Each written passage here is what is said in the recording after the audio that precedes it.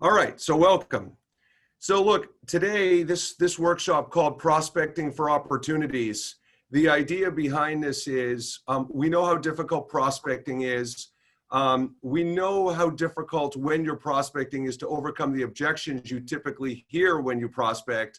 So this is a micro learning that we put together to just give you some simple techniques and strategies and tools to do this. You know, one of the reasons why I started to do this with NAIFA is because we wanted to give people an opportunity to get some free learning as part of your NAIFA membership. And so I'm glad to be giving you these pieces of feedback. And with that said, let's get it going on. All right, so in the workshop I did a couple of weeks ago about perception and self-awareness, one of the points I made is, what do people immediately assume about salespeople? And so when you begin prospecting, one of the important things to think about is the challenge with prospecting is when people first hear from you on a phone call, see you on a Zoom, meet you in person, there are some stereotypes that you have to overcome. And that's a big part of prospecting because people's willingness to talk to you, whether it be a cold call, whether it be a cold email, whether it be a cold walk, you have to overcome those challenges the second they interact with you. Now, what's interesting about a lot of the strategy I'm going to share with you today is what you see up on the screen. Think about you as a business person, as an entrepreneur. These are the 5 general ways that you can get prospects.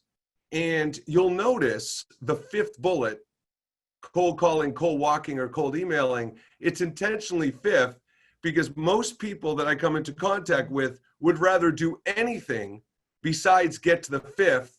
Why? Because there's a lot of rejection. The percentage of success is really small. So most of this call today, or most of this program today is going to be on the first 4. We will touch on the 5th one a little bit because it is a part of it. But understand that if you don't like the 5th bullet, you need to do everything you can to maximize the first 4. And I would challenge everyone on the call, as you look at these first 4, are you maximizing those first 4 bullets so you can avoid having to use the 5th?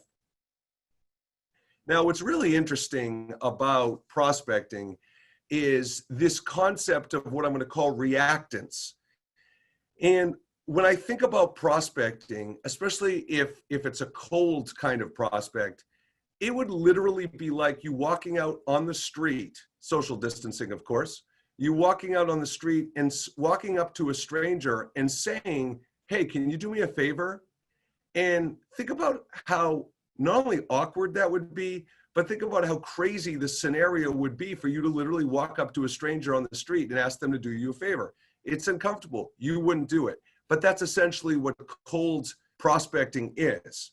So my first tip for you today is typically what happens when you prospect is the salesperson's asking, hey, can we chat for a few minutes? What's the best way to get on your calendar? And so the salespeople are immediately asking someone for a favor of some kind. And I have to tell you, one of my biggest pet peeves when interacting with prospects is when someone asks, is this a good time?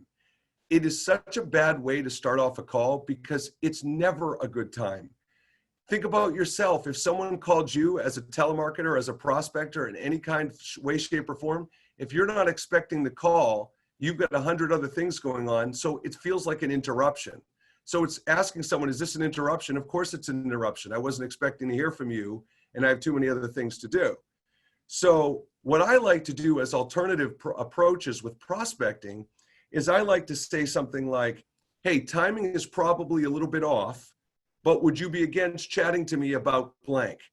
So now you're marrying the concepts, right? You are acknowledging, right? Instead of saying, is it a good time? You know it's probably not a good time, and you acknowledge it. A second approach is, hey, this may not be a perfect fit right now, but would it be a bad idea for you to kind of see what we have to offer, or hear what we have to offer? And my personal favorite is, feel free to say no if you don't see a fit. And otherwise, would you be open to spending 5 or 10 minutes with me? And look, the big message I want you to get from this phraseology is, it is so critical that you give people an opportunity to say no.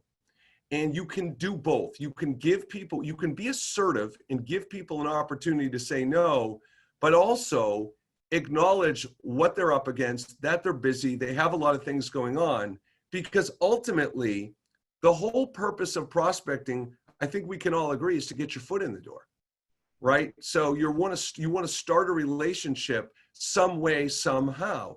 Think about these micro learnings, right?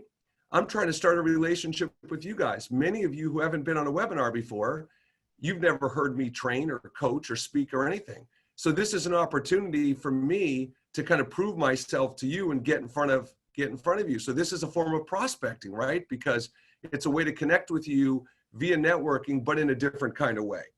So just be aware of the different phraseology options, because the whole point of reactance is, if you don't acknowledge what the person's up against and you don't give them a light at the end of the tunnel by giving them an opportunity and as an out, this is the kind of frustration you're going to encounter, and why very often people are hostile. All right, so I mentioned getting their foot in the door.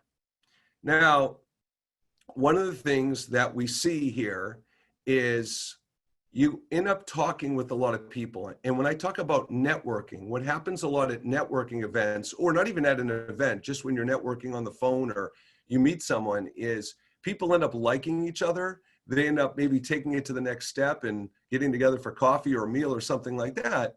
But there's no real action taking place.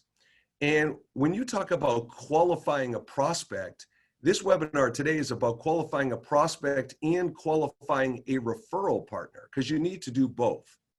Now, there's a standard formula that's been taught by many sales organizations over the years about prospecting, and it's the BANT acronym. And for those of you who aren't familiar with it, it means you're supposed to understand B is for budget. Is the prospect capable of buying? A is for authority. Does your contact have the adequate authority to make the decision? N is for need. Does the prospect have a business pain you can solve? And T is for timeline. When is the prospect planning to buy? So to me, those are high level. When you get done in interaction, if you don't have the clear answers to budget, authority, need, and timeline, you have not successfully qualified. Now, part of the challenge with qualifying also is a lot of people like to do due diligence before they make a decision. When I in the past chose my financial provider, finance manager, wealth manager, when I chose an insurance person, I did a lot of due diligence. So I really made sure that I qualified. So a lot of my interactions with people were just that, due diligence. And so I like to know if someone's using me for due diligence, if they're trying to qualify me, here are the things I look for. Are they asking a lot of questions? In other words, if someone calls you up out of the blue and is interested in talking to you about wealth management, how do you tell the difference between, is this just a due diligence, or are they genuinely interested in working with you? Are they asking you a lot of questions in response to the things you're saying? Do they have some passion in the tone and their voice of interest? Do they have a realistic or known budget? And I understand the way wealth management works, the expenses are different, but you get my point. Because I want to know things like, what's your timeline to solve the problem? What's your ultimate pain center? Someone calls you up and says, hey, I'm interested in working with you on benefits or insurance or wealth management or something like that. Why? What is it that is prompting this big urgent need? And why are they trying to find out if you're the right fit? And so by you qualifying and using BANT, or using some of the questions I said, or using some of the criteria, that's how you can figure it out.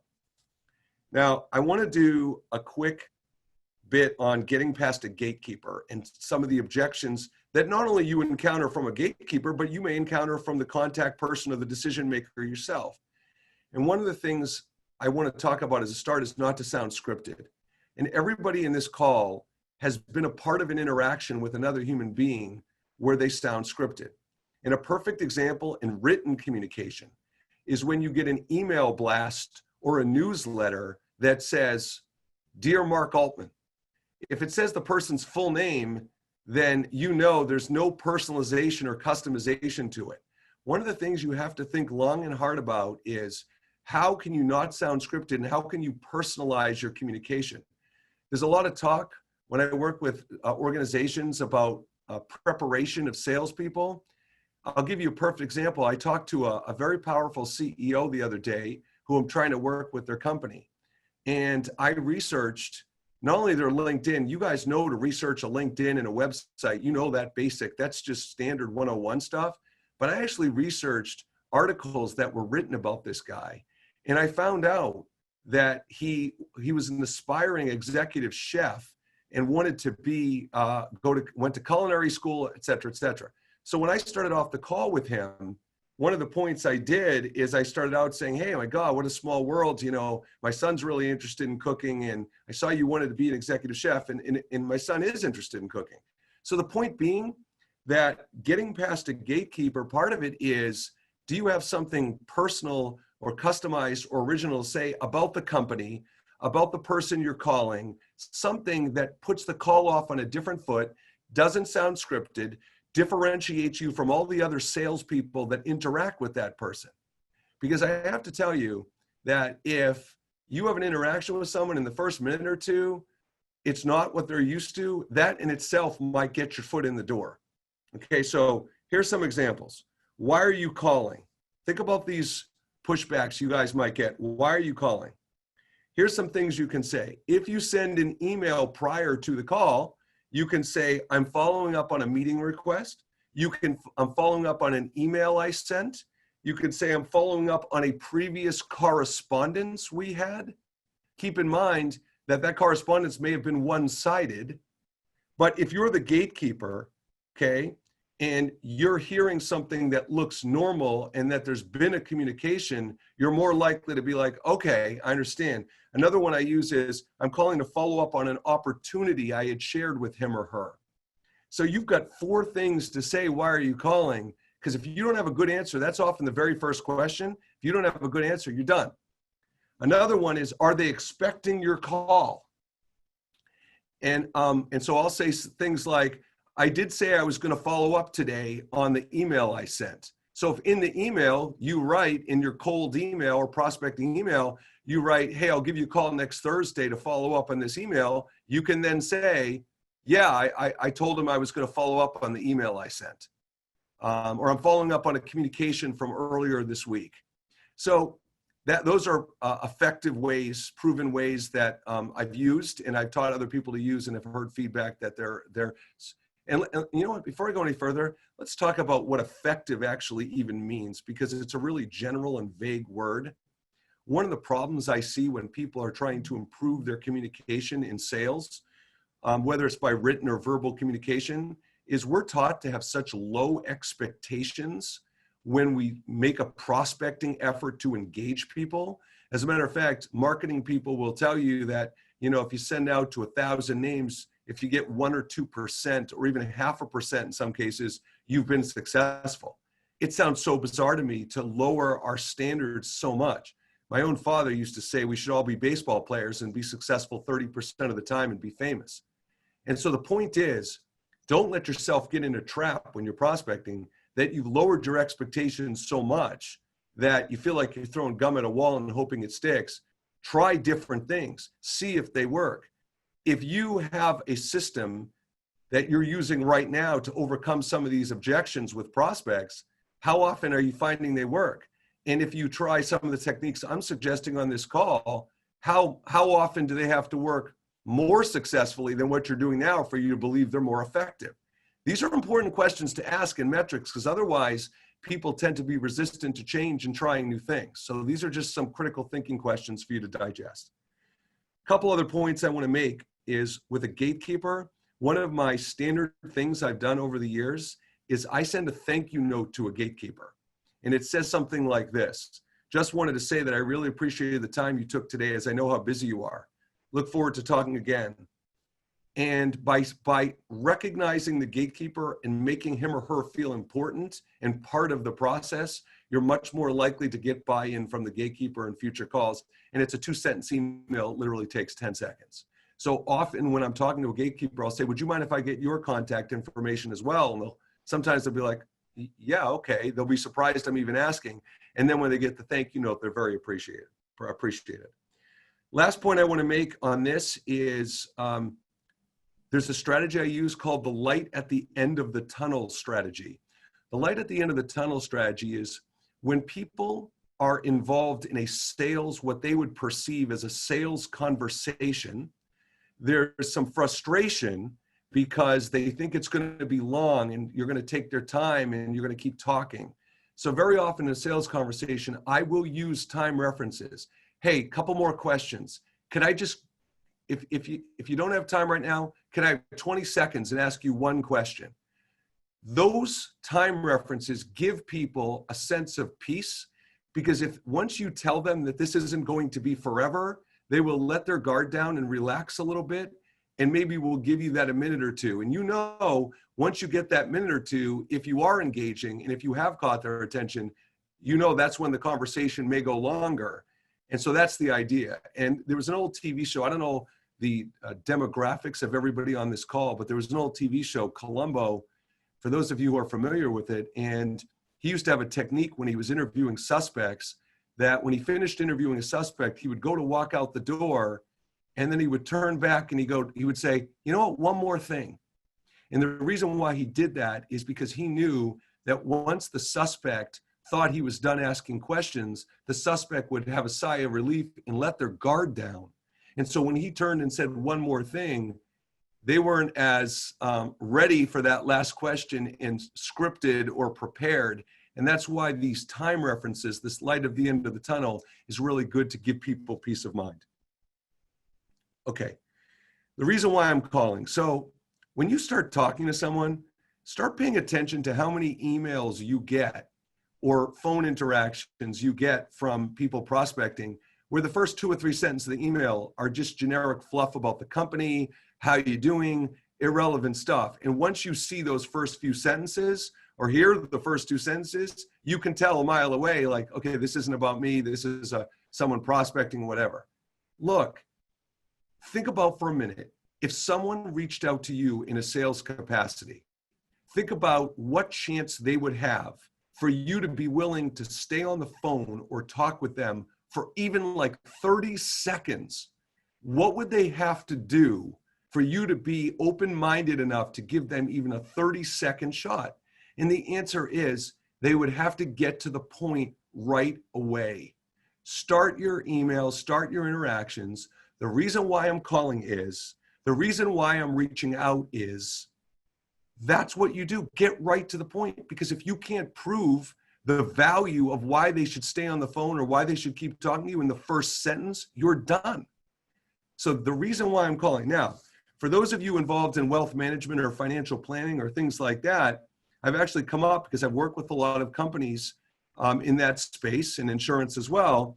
So this is what I suggest. You use things like, the reason why I'm calling is, a lot of business owners tend to complain that employee benefits are liabilities versus assets. And it makes someone, well, what do you mean by that? So the reason why that's an effective reason why I'm calling is because it's intriguing enough for me to go, well, what does that mean? With laws changing, we're trying to reach out and educate business owners on new ways to maximize benefits and deductions. Okay, so whatever space you're in, benefits, insurance, finance, think of the reason why I'm calling. What are the 2 or 3 big pain centers that your existing client base has expressed, or even prospects in your pipeline have expressed? That's the reason why you're calling. Because the hope is when you finish that sentence, the person's like, oh, I can relate to that. Yeah, maybe I should talk to this person. Please get right to the point. I've said this on past webinars. There is no such thing anymore as attention span. So get to the point, find the connection of why that might resonate with them and what they can relate to, and go with it. Okay. So let's talk about rejection, but I'm going to put a little bit of a different spin on rejection than perhaps you're used to. So one of the things about rejection is I know in sales you're taught, oh, there's going to be a lot of rejection. You just need to cope with it and, stay resilient and persevere and keep making calls and all these things. And I know you're used to hearing all that, so I'm not going to focus on that. What I'm going to focus on is the assertive factor having to deal with rejection. And so when someone says to you, we're happy with our current provider, okay, whether it's a service provider or if you're selling a product or whatever, there's a tendency for salespeople to be like, okay, well, I'm not going to get this deal. They're loyal to their current provider. They're not going to change. And so the problem with rejection is I feel like salespeople, who are supposed to be some of the most assertive people in the world, tend to be very passive in situations like this. So if someone says, we're happy with our current provider, my response is two things. I say, that's great news. What is your favorite thing about your current provider? So you'll notice what I do there is I don't seek a negative. I go for a positive because many prospects are anticipating you as a salesperson to start with a negative. So I'll say, what's your favorite thing about your vendor? And then I'll say one other quick question for you. When's the last time you have evaluated an alternative provider?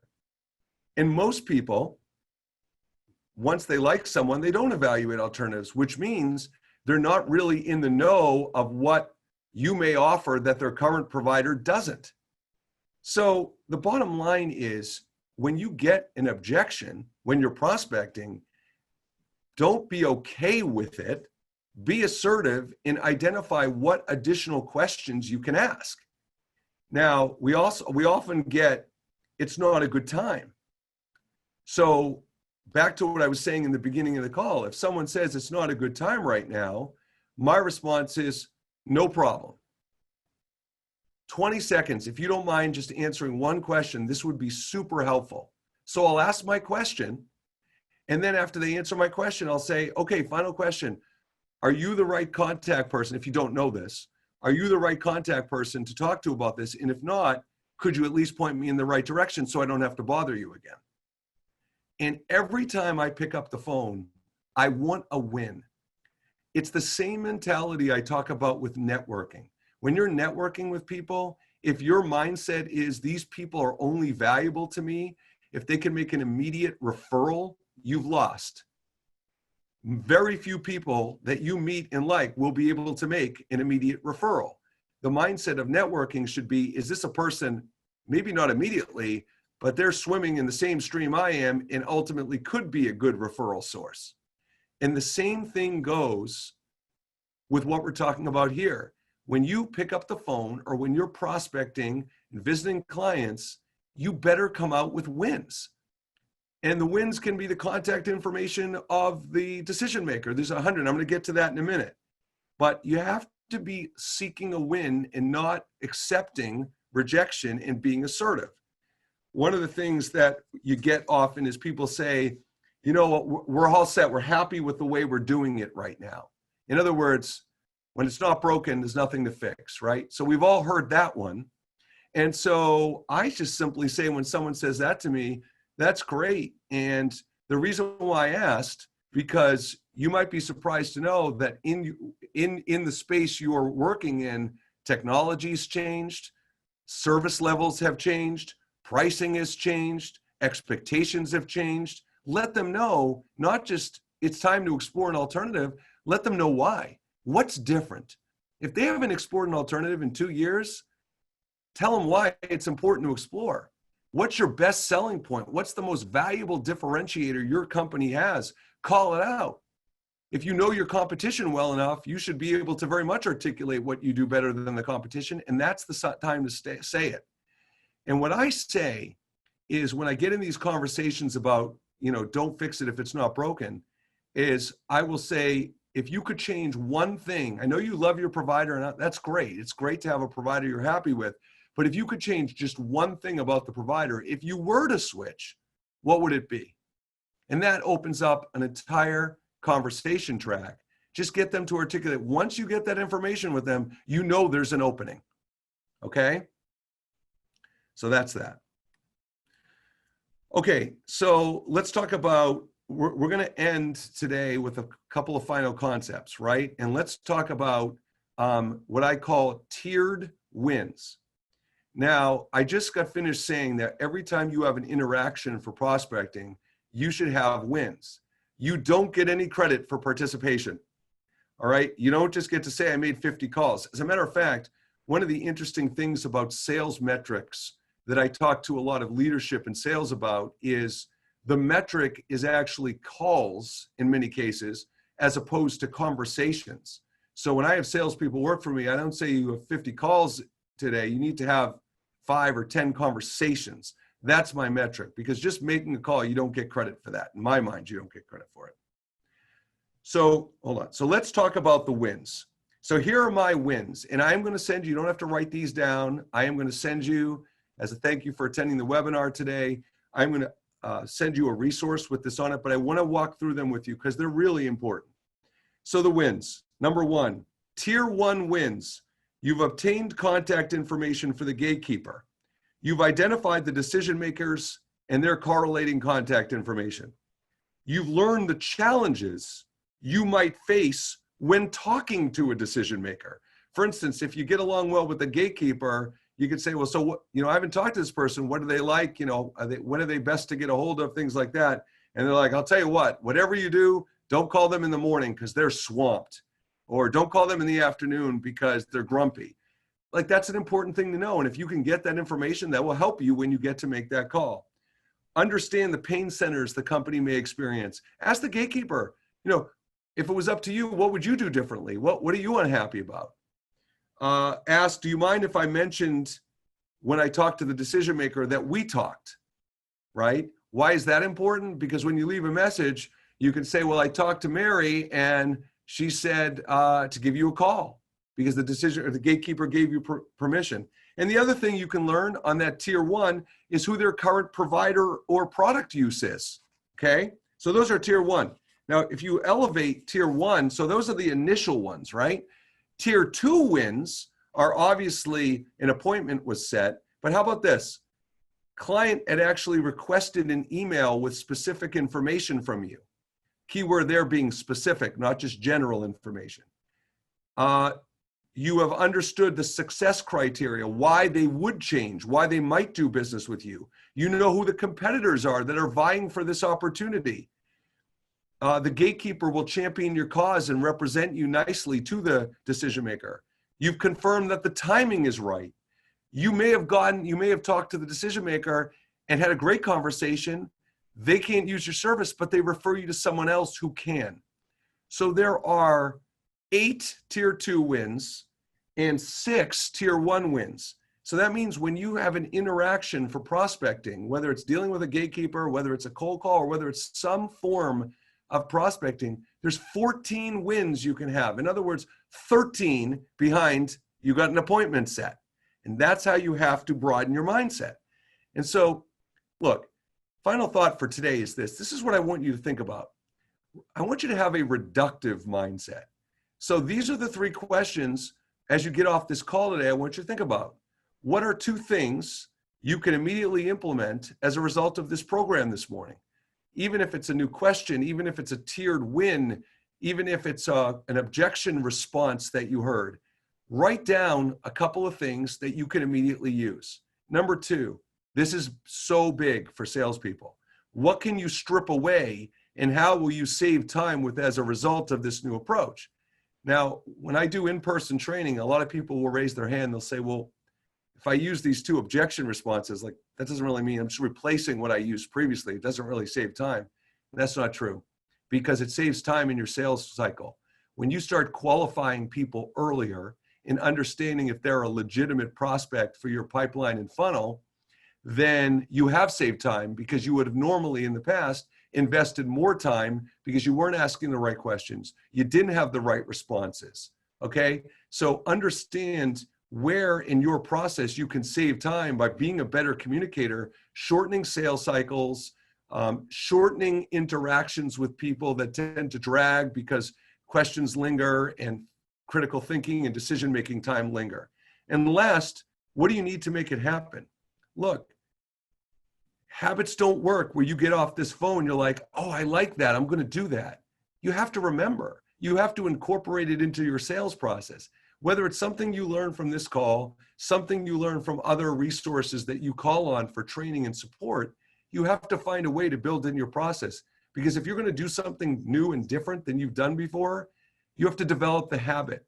So that's the third thing I ask you when you get off the call is say, how am I going to incorporate this new objection, this new technique, this new tiered win?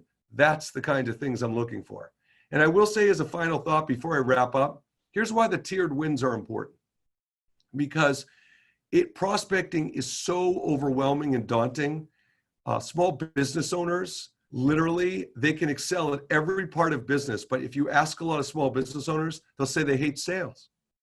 So the reason why these tiered wins are important, and when I send you this resource, use it to build your confidence and to build momentum. Because if you are hitting some of those tiered wins on the call, even if you're not always getting an appointment, you are working on your craft rather than always working on the prize. And one of the main concepts I teach in communication, sales, leadership is to get the outcomes you seek, your processes have to be sound. And developing the habits and using tiered wins and recognizing the things that are working and not working when you prospect, that's how you work on your craft and get to better outcomes.